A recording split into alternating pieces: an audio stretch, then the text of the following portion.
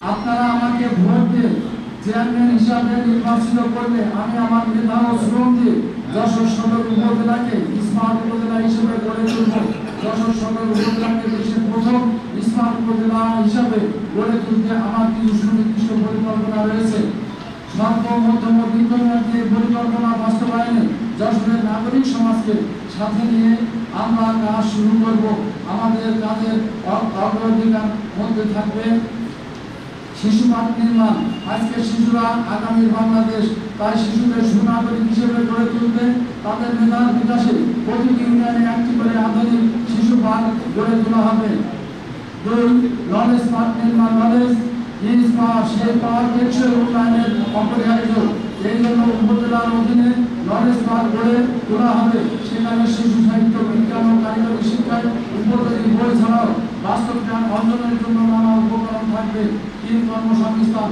সদর উপজেলার হাজার হাজার শিক্ষিত, আধা শিক্ষিত বেকার যুবক রয়েছে। কর্মসংস্থানের বাইরে থাকা এইসব যুবকদের প্রশিক্ষণ দিয়ে ঋণের মাধ্যমে বছরে অন্তত 20,000 যুবককে স্বাবলম্বী করার উদ্যোগ গ্রহণ করবে সদর উপজেলা পরিষদ। 4. কৃষি। যশোর একটি কৃষি সমৃদ্ধ জেলা। এই খাতে সুশৃঙ্খলভাবে এগিয়ে গেলে কৃষি পণ্যকে শিল্পের পণ্যের কাঁচামাল হিসাবে ব্যবহার করতে পারলে এখানকার অর্থনীতি আকার বদলে যেতে পারে। যশোর সদর উপজেলা পরিষদ এ ব্যাপারে ভূমিকা রাখার চেষ্টা করবে। কৃষকদের কৃষি পণ্যের ন্যায্য মূল্য নিশ্চিত করতে প্রতিটি ইউনিয়নে একটি করে কৃষি হাট গড়ে তোলা হবে। এতে মধ্য স্বত্বভোগীদের দৌরাত্ম বুঝিয়ে সরাসরি কৃষক ও ভোক্তা লাভবান হবেন। গবাদি পশু উৎপাদনশীলতা বাড়াতে যুবকদের প্রশিক্ষণ ও ঋণ দেওয়া হবে। এতে কর্মসংস্থানের পাশাপাশি দেশের আবিষ্কার চাহিদা পূরণে গুরুত্বপূর্ণ ভূমিকা রাখবে। সরকারের দেওয়া কৃষি ভর্তুকি সঠিকভাবে বন্টনের জন্য ডাটাবেস তৈরি করা হবে। এতে প্রকৃত কৃষকরা সরাসরি সুবিধা প্রাপ্ত হবেন। কৃষি ভিত্তিক ক্ষুদ্র শিল্প বিকাশের জন্য সহযোগিতা করা হবে।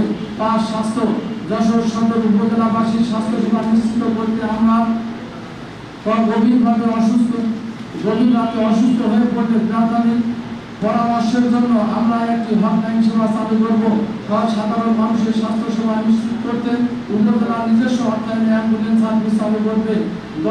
অটিস্টিক শিশুদের মানবিক বিকাশে বিশেষ উদ্যোগ নেওয়া হবে। ধর্মগ্রামে আক্রান্ত শিশুদের রক্তের যোগান সহ চিকিৎসা নিশ্চিত করতে উপজেলা পরিষদ বিশেষ উদ্যোগ নেবে।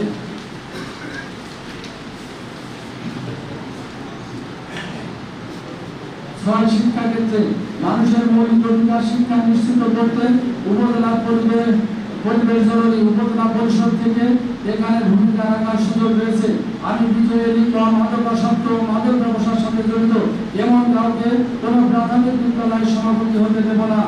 শিক্ষার মান উন্নয়নে ইউনিয়ন ভিত্তিক অভিভাবক সমাবেশ করে শিক্ষা প্রতিষ্ঠানের প্রয়োজনীয় সহযোগিতা করা হবে। 7. স্বচ্ছতা ও জবাবদিহিতা। উন্নয়ন ও জনগণের টেকসই সেবা নিশ্চিত করতে তাদের স্বচ্ছতা ও জবাবদিহিতা অপরিহার্য।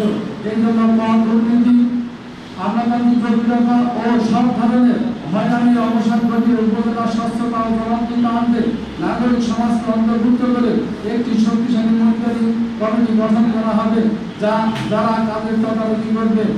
জনগণের জন্য প্রতি ইউনিয়নে একটি করে অভিযোগ বক্স খোলা হবে। সেখানে পড়ে থাকা অভিযোগগুলো গুরুত্ব সহকারে বিবেচনায় নেওয়া হবে। 8. প্রবীণ নাগরিকদের কল্যাণ।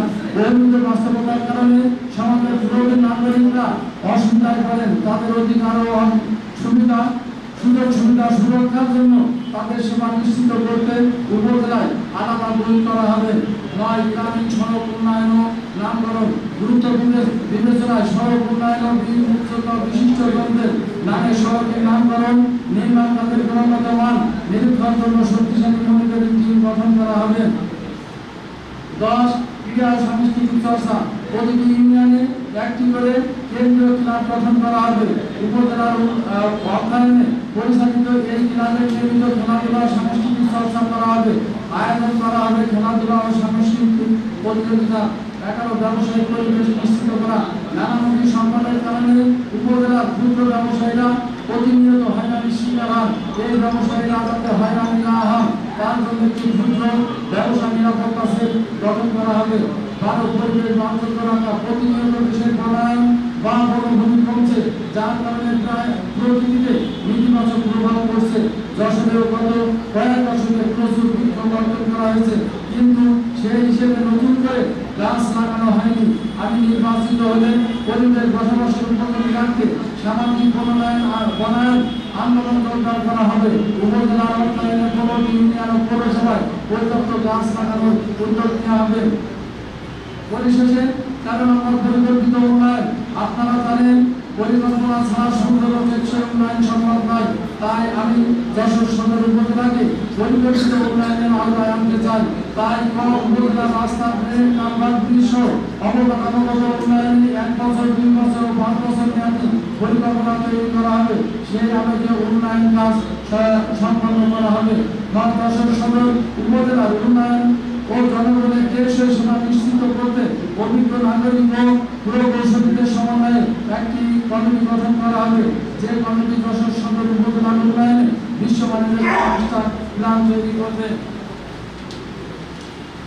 আজকের উপস্থিত সকল সাংবাদিক ভাইরা, আজকের এই নির্বাচনী স্থলে আপনারা সকলে উপস্থিত থেকে আমাদের সহযোগিতা করার জন্য আমার ব্যক্তিগত বক্তব্য এবং আমাদের নির্বাচন পরিচালনা কমিটির পক্ষ থেকে আপনাদের সকলকে আন্তরিক শুভেচ্ছা এবং অভিনন্দন জানাচ্ছি। আমার সাথে